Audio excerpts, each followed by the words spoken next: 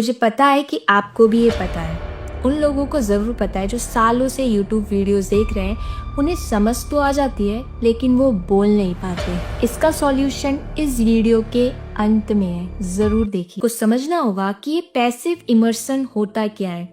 सिर्फ YouTube पर videos लगाकर देखना पैसिव इमर्सन कहलाता है। ये फेल इसलिए होता है क्योंकि सिर्फ वीडियोस देखने से आप फ्लुएंट नहीं बनने वाले। लेकिन मन में एक सवाल जरूर उठता होगा कि जो आइडिया काम ही नहीं करता वो इतना पॉपुलर क्यों है। लोग, हर यूट्यूबर, हर वीडियो सिर्फ यही नाम क्यों ले रहे हैं। आपने अधिकतर वीडियोस देखी होंगी comprehensible input, speak like a child, passively immersion. मैं ये नहीं कह रही कि ये आइडियाज गलत हैं, मैं ये कह रही कि आप इन आइडियाज को गलत तरीके से सीखते। नाम है कॉम्प्रिहेंसिबल इनपुट, पैसिवली इमर्सन। ये हमें इतने इंटरेस्टिंग क्यों लगते हैं, हमें ये करने में क्यों इतना मजा आता है?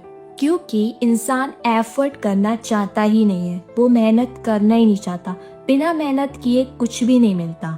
अगर आप YouTube वीडियोस रोज लगाकर देख रहे हो और आप सोच रहे हो कि बाकी सारा काम आपका दिमाग कर लेगा, तो ये आपकी बहुत बड़ी गलत फहमी है और आप एफर्ट्स करते ही नहीं हो। आप YouTube की वीडियोस लगाकर बस देखते हो, इसीलिए ये आजकल बहुत पॉपुलर हो रहा है। But let me sure about you, जो वीडियो आपको बोरिंग लग रही है ना, वही आपको जीनियस बनाएगी। शायद ये वीडियो भी देखना आपको बहुत ज्यादा बोरिंग लग रहा हो।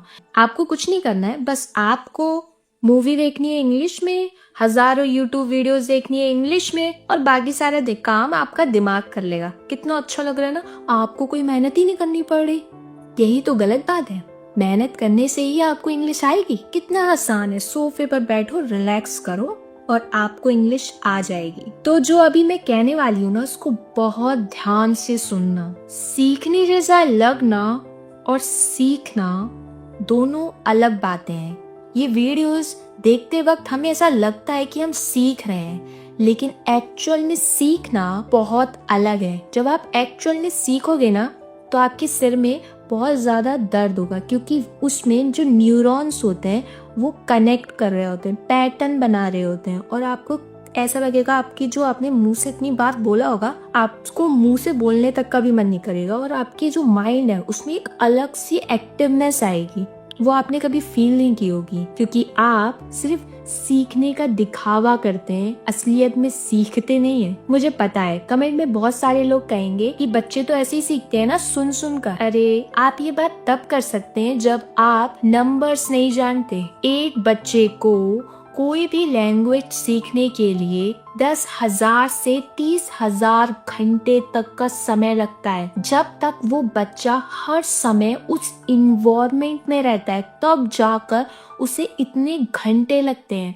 5 साल का बच्चा अभी भी ठीक से कोई भी लैंग्वेज या जो उसकी मदर टंग होती है उसमें थोड़ी बहुत मिस्टेक करता है, उसको इतने घंटे लगते हैं। और आप सोच रहे हो कि 6 महीने का चैलेंज, 3 महीने का चैलेंज से आपको इंग्लिश बोलनी आ जाएगी। This is not right. वो जो एक छोटा बच्चा होता है वो हर समय उस भाषा के इर्द गिर्द घूमता रहता है, हमेशा उस भाषा में सोचता है, समझता है, देखता है। आप क्या करते हो, आपके आसपास वो लैंग्वेज बोलने वाला कोई है ही नहीं जो आप सीखना चाहते हो। आप कैसे सीखोगे? आप गलत मेथड यूज कर रहे हो, समझ जाओ। मन में सवाल आ रहा होगा कि असलियत पे अब हम करें क्या? ये 3 चीजें जिसे आपको फॉलो करना है। फर्स्ट, वर्ड्स नहीं सेंटेंसेस बोलिए। क्या है इसका मतलब? आप याद करते हैं this is Apple, this is banana, और आप सोचते हैं कि आप इंग्लिश बोलना सीख जाएंगे।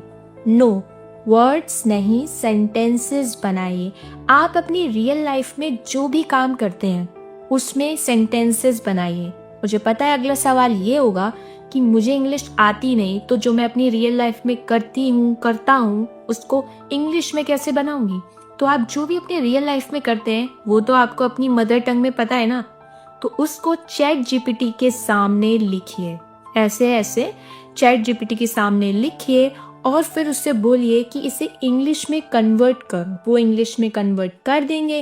देन आपके पास सेंटेंसेस की इंग्लिश में लिस्ट आ गई है। अब आपको उसे रोज बोलना है, रोज बोलना है, आप वर्ड्स याद नहीं करें। Apple is my favourite fruit. ऐसे सेंटेंसेस बनाइए, ना कि ये this is Apple, this is banana. Duolingo में तो यही होता है, this is car, this is Apple, this is banana. ऐसे आप इंग्लिश बिल्कुल नहीं सीखने वाले। इन सेंटेंसेस को बार बार रिपीट और बार बार बोलने से आपकी ग्रामर और रिदम दोनों मैच होने लगेगी और आपको पता भी नहीं चलेगा आपने वो बोल दिया this is my, oh actually of course this is my pen.